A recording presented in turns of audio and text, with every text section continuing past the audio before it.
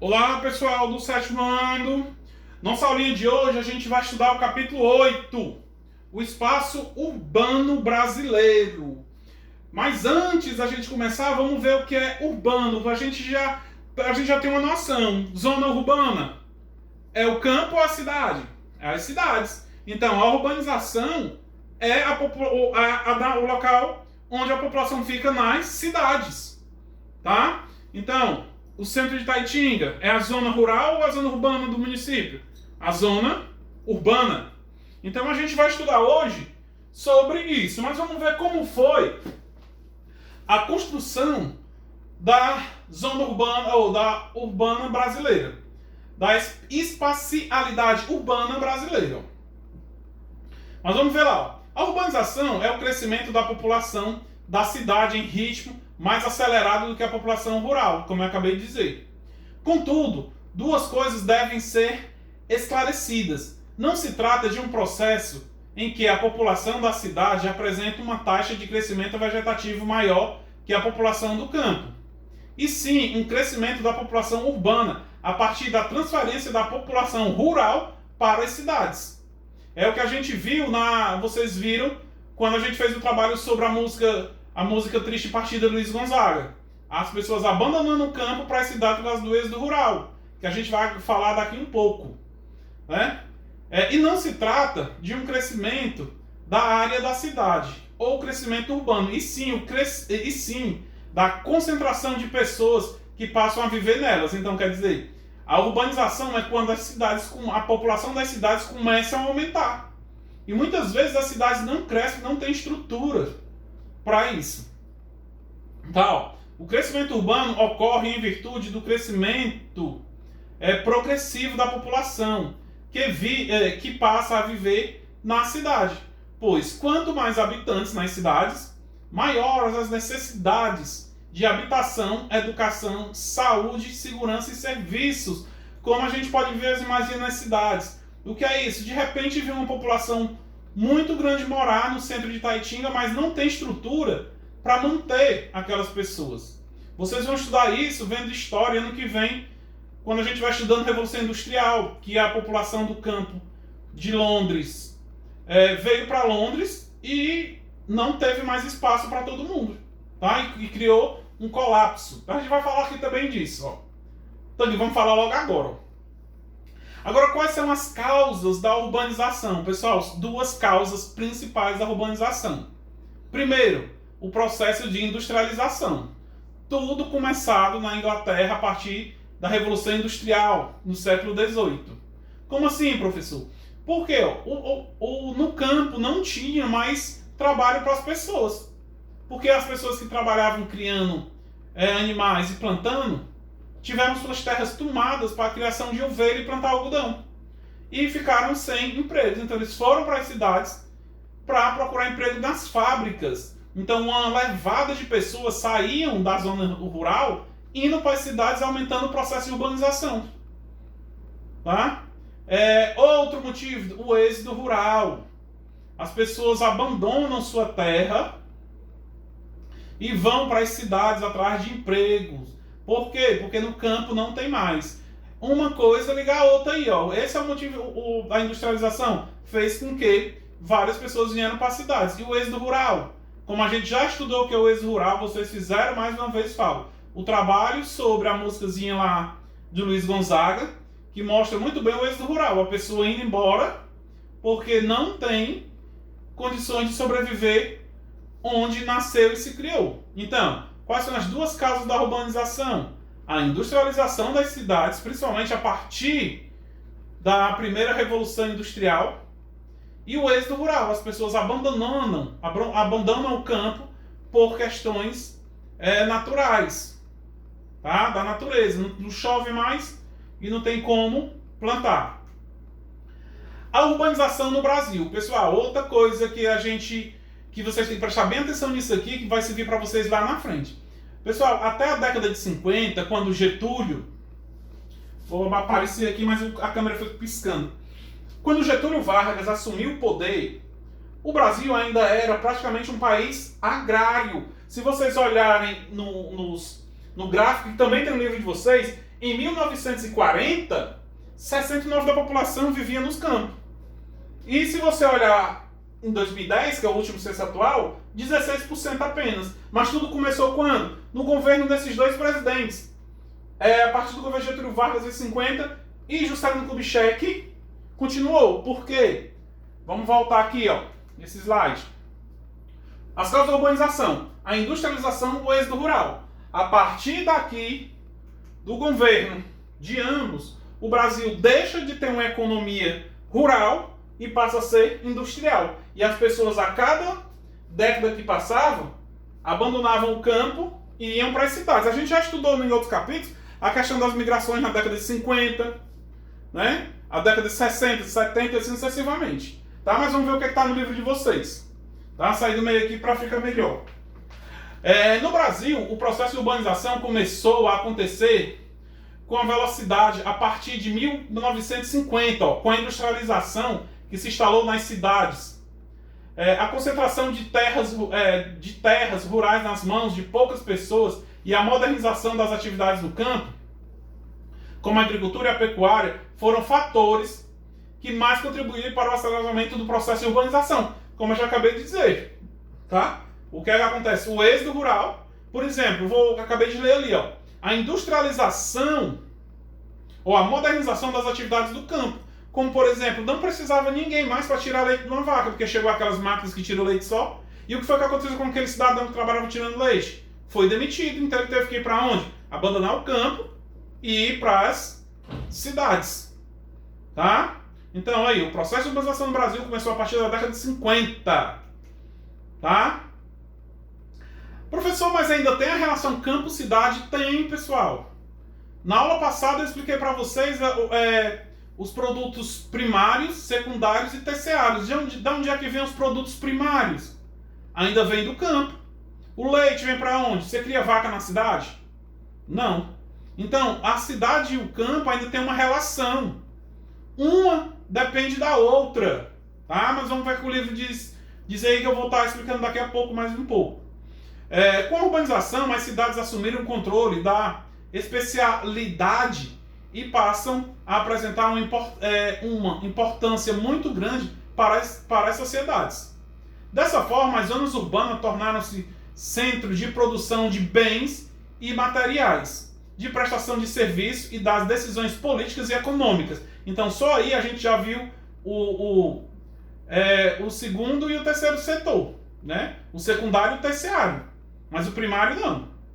Por sua vez, as zonas rurais se subordinam às zonas urbanas, estabelecendo uma relação em que o campo produz os bens primários, como eu falei, ó.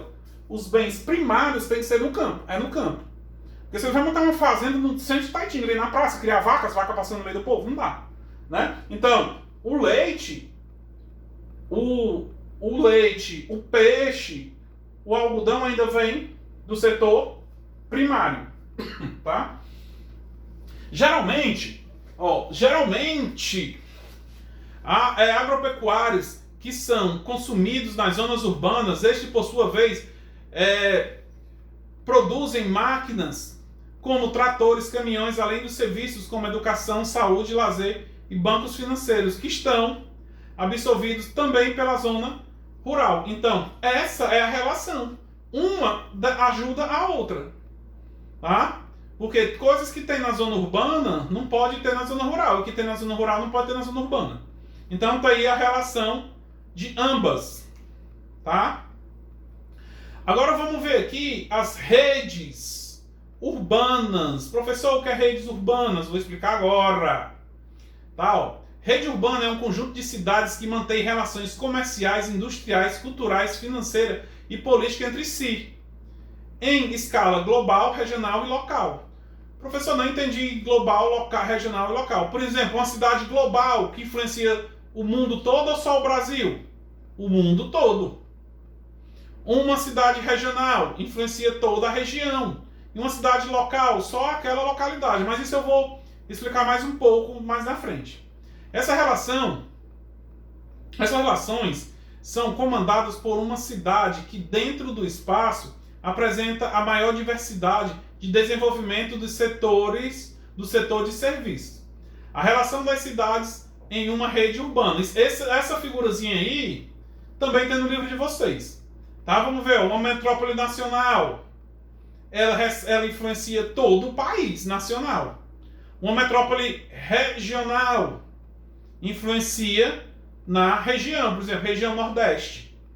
Um centro regional é uma cidade que tem influência na região. O professor me cite uma, como por exemplo Caruaru, que tem a feira de Caruaru. Caruaru é uma metrópole? Não, é um centro regional. Tá? Aí tem a cidade local e as vilas, tá? Então isso são as redes urbanas. Tá? Aí vamos ver lá, a hierarquia urbana brasileira. Vamos ver lá. Ó. Primeiro, as cidades globais. Como eu falei para vocês, essas cidades elas influenciam tanto no Brasil como fora dele. Ó.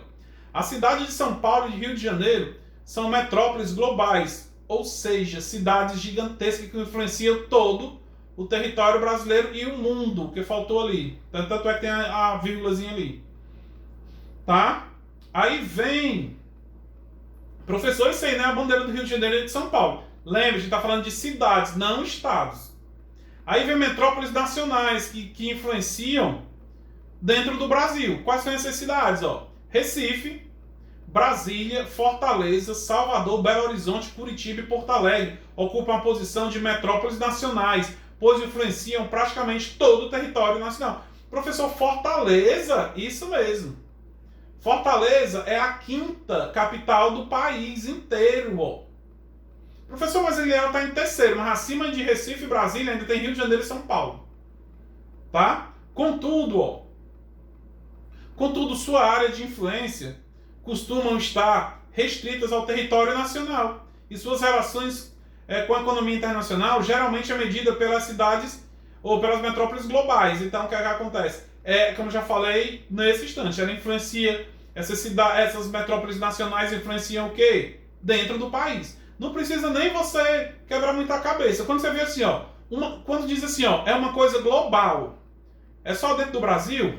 Não. É fora do Brasil. Global vem do globo terrestre. Tá? É metrópoles nacionais dentro do Brasil. Aí ainda tem as metrópoles regionais, que influenciam apenas aonde? Dentro da região, como por exemplo, as cidades de Manaus, Belém e Goiânia são consideradas atualmente metrópoles regionais, apesar de apresentarem economia diversificada. Sua área de influência limita-se ao entorno das regiões nas quais estão localizadas. Então, elas influenciam o quê? Dentro de cada região. Por exemplo, Manaus e Belém na região norte, e Goiânia na região centro-oeste. Então, elas só influenciam lá dentro. E abaixo delas tem os centros regionais, que a gente falou lá no slide passado. Ó. Por outro lado, cidades como Rio Branco, Porto Velho, Cuiabá, Campo Grande, Londrina, Ribeirão Preto, Campinas, Florianópolis, Natal, João Pessoa, Maceió e Aracaju são considerados centros regionais, né? Que influenciam dentro da sua região. Aí ainda abaixo deles ainda tem os centros sub-regionais. Abaixo desses capitais, abaixo dessas capitais regionais apresentam os centros sub-regionais, como Caruaru, Campina Grande, Vacaria, Formiga e Jales são influenciadas pelas capitais regionais, mas influenciam um número imenso de pequenas cidades. Então, é como se fosse uma metrópole. Tá? A região metropolitana que a gente vai já falar. Então, vamos só voltando aqui. Qual é a hierarquia urbana brasileira? As metrópoles globais, que influenciam no mundo todo, que é apenas 2. As metrópoles nacionais, metrópoles regionais, os centros regionais e os centros sub-regionais. Tá? Agora vamos ver lá, região metropolitana. Professor, Itaitinga é região metropolitana de Fortaleza. A gente vai já chegar lá, que eu botei o slide sobre Itaitinga. Tá, ó. Região metropolitana. O que é região metropolitana? É um município que influencia outros. Ó, região metropolitana corresponde a um conjunto de municípios próximo e integrado socioeconomicamente a uma cidade central. Como é que acontece? o nosso município que fica ao redor de Fortaleza recebe toda a influência de Fortaleza. Né? Por exemplo, se o pai de vocês quer levar vocês no médico, especialista, tem Itaitinga? Não, tem que vir para Fortaleza. Né? Então, Fortaleza influencia diretamente na Itaitinga. Então, Itaitinga é uma região metropolitana de Fortaleza. Mas vamos ver o que é que diz o texto. Em virtude do seu crescimento populacional, em conjunto, essas cidades têm alguns problemas urbanos, como deficiência do sistema de transporte, água, iluminação pública, segurança e esgoto, que devem ser abordados e solucionados por meio de uma ação conjunta. O que é que acontece? Todos esses problemas tem ou não em Itaitinga? Vamos falar aqui só o sistema de transporte. Tem transporte abundante? Não, né? Iluminação em todo canto, água encanada. Então isso aí depende de onde? De Fortaleza. O governo do estado lá ajuda o prefeito de vocês a fazer. Tá? Ó, atualmente o Instituto Brasileiro de Geografia e Estatística, IBGE, cataloga 69 regiões metropolitanas no Brasil. Porém, esse número deverá crescer nas próximas décadas em virtude da ampliação do crescimento urbano brasileiro.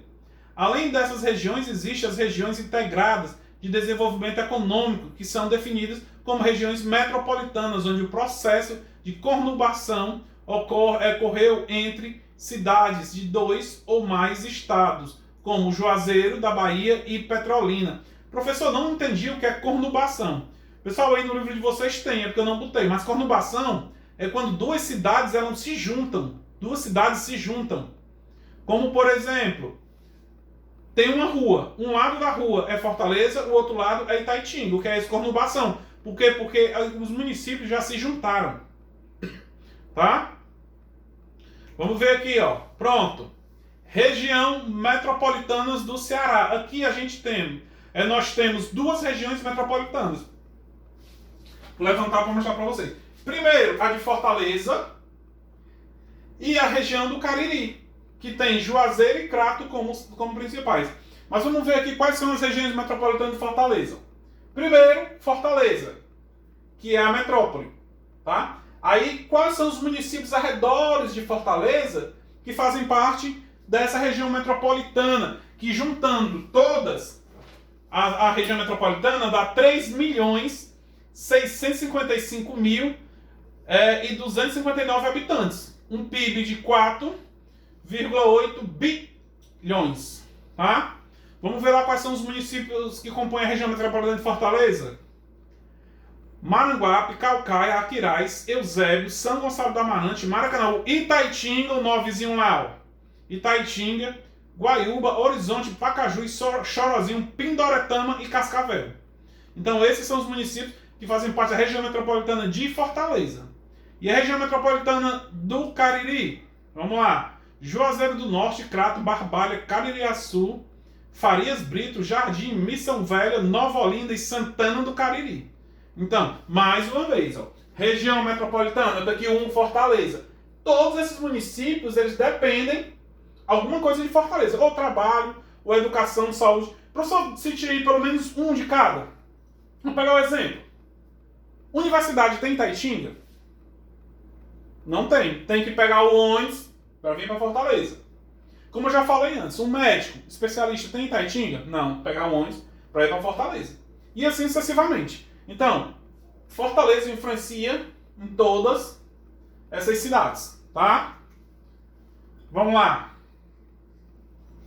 A formação da megalópole brasileira. Pessoal, também temos aqui as megalópolis. O que é isso? Vou explicar para vocês. Ó, o termo megalópole vem do grego mega, grande, e polis, cidades. Quer dizer, megalópolis, grandes cidades.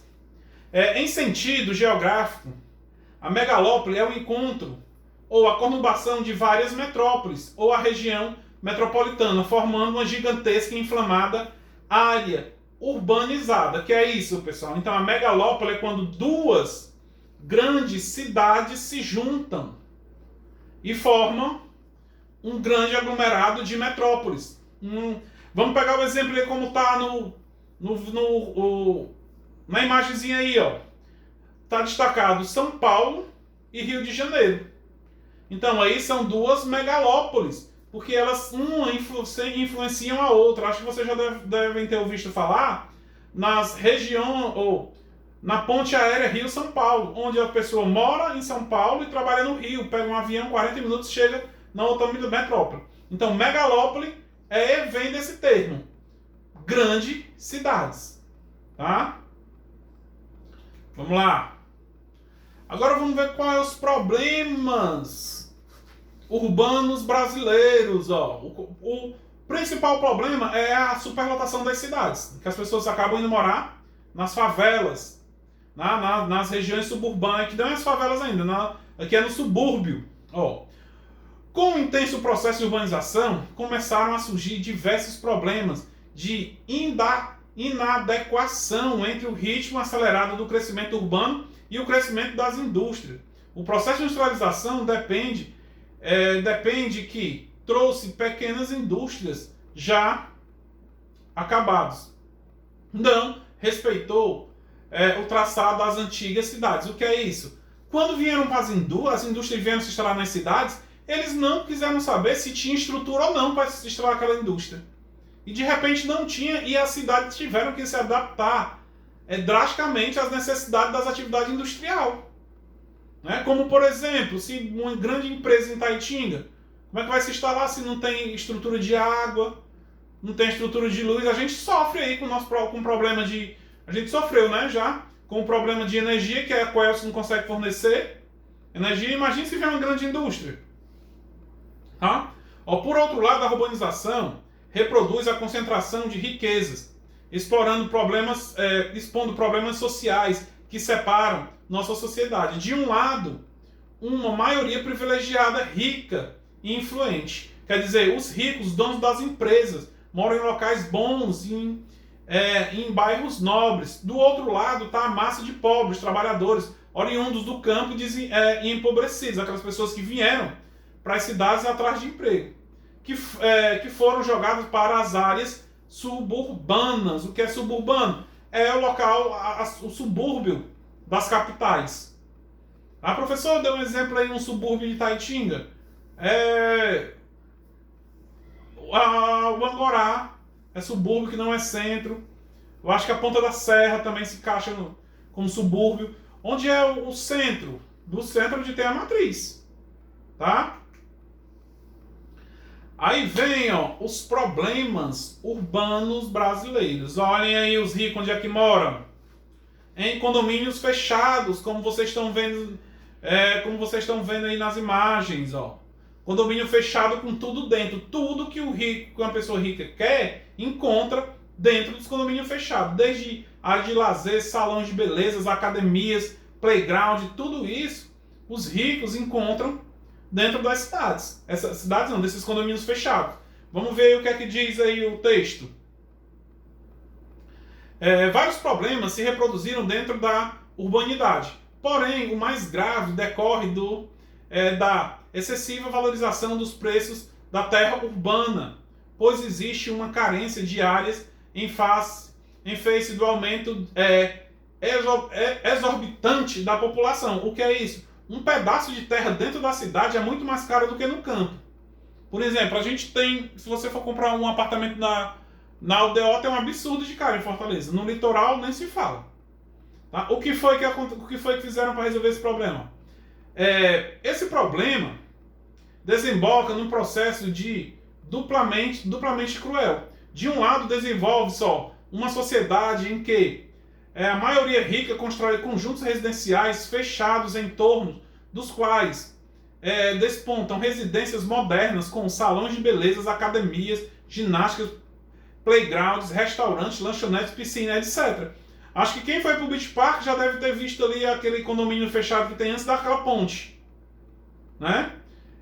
Os ricos estão lá. Do outro lado tem quem? Do outro lado, um imenso processo de guetização e periferização que obriga uma grande parcela da população humilhada a viver em péssimas condições de saúde e habitação, tá? Que são o quê? As favelas, como tem nesse slide aí, Em todas as grandes cidades, até nas médias, proliferam cada vez mais mais favelas e cortiços, em virtude da falta de recursos financeiros gerado pelo desemprego, subdesemprego ou pelos baixos salários. Então, as favelas todo mundo conhece, como está aparecendo aí no slide, tá? Como essas favelas, áreas nos limites entre dois municípios, onde a paisagem é mais rural do que a urbana, nos limites dado a escassez de instrumentos urbanos, como pavimentação, iluminação pública, água canalizada, esgoto, coleta de lixo e segurança. Então, tudo isso falta nas cidades, nas favelas. Ó, como vocês podem ver ali, ó, matos ainda nas favelas. Tá? Vamos ver lá. Lá está a minha fotozinha aparecendo. Professor, por que o senhor está aparecendo ali? Porque eu faço parte de uns trabalhadores que fazem todo dia a migração pendular. O que quer dizer isso, professor? Eu moro em uma cidade e trabalho em outra. Todo dia vou e volto para minha casa trabalhar em Taitinga. Esse é o quê? Uma migração pendular. Migração pendular e o transtorno dos trabalhadores. Um dos maiores problemas urbanos é exposto como decorrência de um movimento migratório diário que ocorre dentro das grandes cidades, denominada migração pendular. Esse tipo de migração nada mais é do que o deslocamento diário de trabalhadores dentro das zonas urbanas. Quer dizer, é aquele trabalhador que sai de casa de manhã, por exemplo, mora em Taitinga, pega o ônibusinho lá do São Benedito, que vocês estão vendo ali na parada, né, que é o fim da linha deles lá na Avenida do Bigos Olímpio, vão de manhã para Fortaleza trabalhar e volta à noite. Ou vão trabalhar em Horizonte, assim sucessivamente. Igual a mim, moro em Fortaleza e vou trabalhar em duas escolas em Taitinga. Então, eu faço essa migração pendular. Tá? Ó, repetindo o movimento de pendular do relógio. Os trabalhadores urbanos deslocam-se de manhã de suas casas para o trabalho e no final do dia do trabalho para casa. Então, esse é uma migração pendular. É diferente, por exemplo, o Edevaldo, ele faz a migração pendular, a Rosa faz? Claro que não. Por quê? Porque eles moram aí próximo à escola, no mesmo município da escola. Tá bom? E a gente fica por aqui. Qualquer dúvida no WhatsApp. Abraço.